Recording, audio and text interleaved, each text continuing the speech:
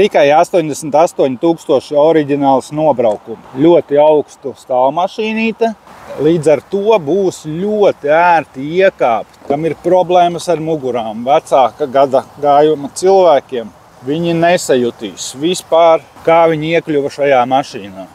Sēdekļi izšūti tā kā ar tādiem zelta diedziņiem.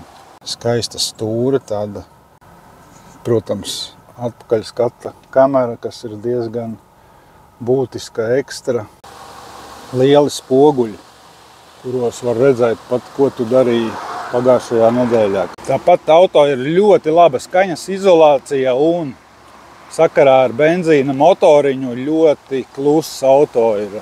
Kādus pēdējos 4 gadus Latvijā ir braukusi kundzīte. Cienījumā vecumā ļoti labi uzturēts auto.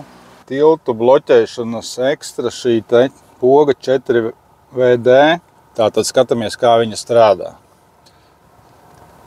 Vienreiz nospiežot, jūs brauciet ar priekšējo piedziņu.